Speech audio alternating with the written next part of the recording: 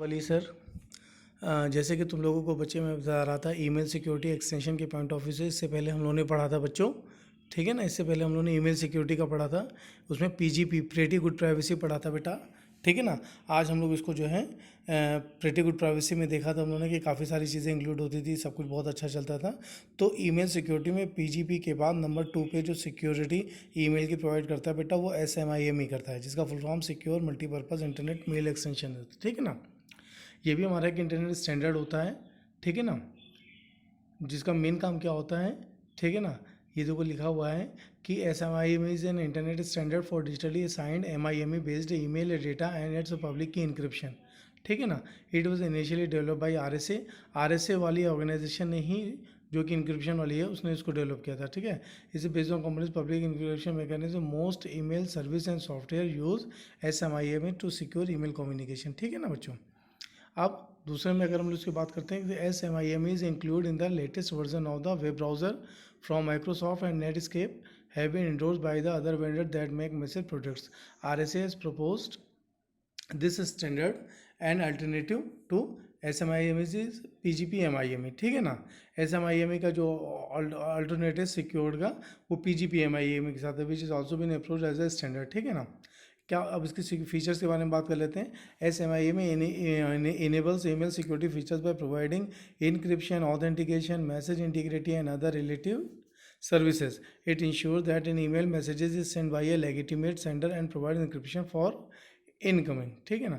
अब इसके डायग्राम की अगर हम बात करें तो डायग्राम बच्चों बिल्कुल वैसे ही सेम है। अगर आप देखो कि एक सेंडर एक रिसीवर है, सेंडर क्या कर रहा है, प्लेन टेक्स्ट को इंक्रिप्ट कर रहा है किसमें, साइफर टेक्स्ट में, और साइफर टेक्स्ट को रिसीवर क्या काम कर रहा है, रिसीवर उसको डीक्रिप्ट कर दे रहा है प्लेन टेक्स्ट में, जो कि रिसीवर को मिल जा रहा है।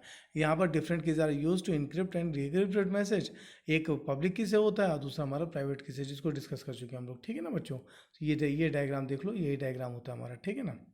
फिर अगर हमें किसी भी ऑर्गेनाइजेशन में SMIM to enable MIME based communication, sender receiver दोनों लोगों को एक पब्लिक की सिग्नेचर करनी होगी, जो कि हमारी सर्टिफिकेशन अथॉरिटी CA देता है। और digital signature is use to validate a sender's identity where as a public key provides encryption and decryption services, ठीक है ना। अगर SMIM के फंक्शन की बात करें तो ये हमारा एक ऑथेंटिकेशन देता है, मैसेज इंटीग्रिटी देता है, नॉन रिपीटेशन देता है, ठीक है, प्राइवेसी देता है और डेटा सिक्योरिटी 1 2 3 4 और ये 5। आगे रिपीट, ऑथेंटिकेशन डेटा को ऑथेंटिक चेक करता है, इंक्रिप्शन मैसेज की इंटीग्रिटी मेंटेन करता है, नॉन रिपीटेशन सर्विसेज देता है, ठीक है, प्राइवेसी मेंटेन करता है और डेटा सिक्योरिटी यूजिंग इंक्रिप्शन करता है, ठीक है ना। अगर हम इसके सर्टिफिकेट की बात करें, it can be use in any one of the application, one of most often and install an individual key certificate either from one's in-house certification authority or from a public certification authority. The accepted best practice is to use to separate private keys for signature for encryption, as this permits ठीक है escrow of the encryption key without compromise to non repetition property. यहाँ simple से ही बताया हुआ है कि जो बेटा हम लोग को सर्टिफिकेशन अथॉरिटी द्वारा जो कीज़ मिलती हैं, ठीक है ना, ये प्राइवेट की, ठीक है ना, साफ साफ लिखा हुआ देखो, the accepted best practice use to separate private keys for signature for encryption, ठीक है ना। तो उसकी क्वालिटी को बताया हुआ है सर्टिफिकेट के पॉइंट ऑफ व्यू से, ठीक है ना। अब अगर हम लोग से बात करते हैं, यहाँ पर देखो कैसे ईमेल सेंडर है हमारा, वो या ये डेटा है वो डिजिटल सिग्नेचर कर देगा, फिर यहीं पर सर्टिफिकेट मिल जाता है। फिर जैसे सर्टिफिकेट मिला, देखो डेटा जो है हमारा पासवर्ड टेक्स्ट में साइफर टेक्स्ट में जाता है, फिर मेल सर्वर पर साइफर टेक्स्ट में जाता है, फिर इंटरनेट में जाता है, इंटरनेट में साइफर टेक्स्ट से इस तरह उसको रिसीव हो जाता है, ठीक है ना बेटा।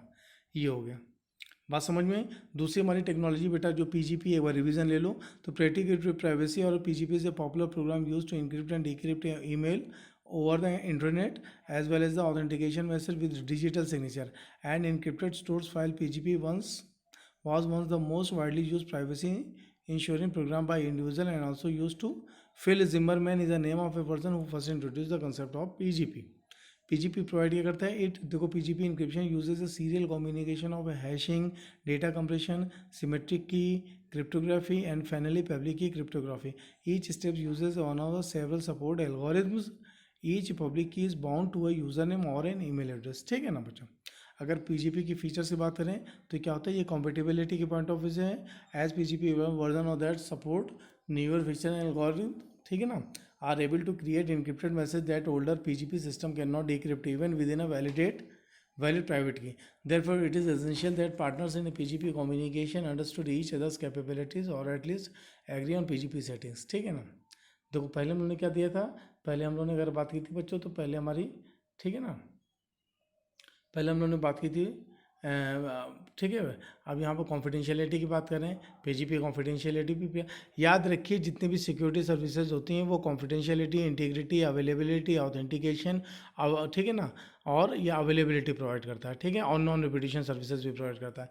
तो कॉन्फिडेंशियलिटी में क्या बच्चों, PGP can use to send messages confidentiality for the PGP combine symmetric key encryption and the public key encryption. The message is encrypted using a symmetric key encryption algorithm which requires a symmetric key. Asymmetric keys are used only once and is also called a session key. सब आसान है बच्चों. The message and its session are sent to the receiver. ठीक है, the session key must be sent to the receiver so that know how to decrypt the message but to protect it. ठीक है, during transmission it is encrypted with the receiver's public key. Only the private key belonging to the receiver can decrypt the session. बात समझ में. देखिए सबसे last वाली line important है कि जो private key belonging to the receivers can decrypt the session. ठीक है ना, ये हो गया हमारा. फिर नेक्स्ट में हमारा क्या आता है बच्चों, फिर डिजिटल सिग्नेचर क्या होते हैं, पीजीपी इसको भी सपोर्ट करता है. PGP support message authentication, integrity checking. The latter is use to detect whether a message has been altered. किसी ने मॉडिफाई तो नहीं किया, किसी ने ऑल्टर तो नहीं किया. Since it was completed the message integrity properly and the format to determine whether it was actually sent by a person or entity claimed to the sender. बात समझ में आ रही है, ये बहुत सबसे इंपॉर्टेंट है. Because the content is encrypted, because the content is encrypted, any changes in the message will result in failure of the decryption with the appropriate key. The sender uses PGP to create a digital signature for the message with the either the RSA or DSA algorithm. ठीक है ना, ये important slide है बेटा. फिर उसके बाद both the encrypting message and when verifying signature, it is critical that the public key used to send message to someone or some entity actually does belong to the intended recipients. Simply downloading a public key from somewhere is not a reliable assurance of the association. It ठीक है, deliberating impersonation is possible from the first person. ठीक है ना. अब PGP काम कैसे करता है बेटा, दो हैं, एक इनक्रिप्ट है, डिक्रिप्ट. पहले इनक्रिप्ट समझ लेते हैं. इनक्रिप्ट क्या काम करता है, इनक्रिप्ट क्या काम करता है, देखो बेटा यहाँ पर सिंपल सा एक हमारा डेटा है, डेटा. फिर उसके बाद क्या लेगा, इनक्रिप्ट डेटा यूजिंग रैंडम की. रैंडम की ये देखो यहाँ से मिल रही है हम लोगों को, रैंडम की यहाँ से उठ रही है.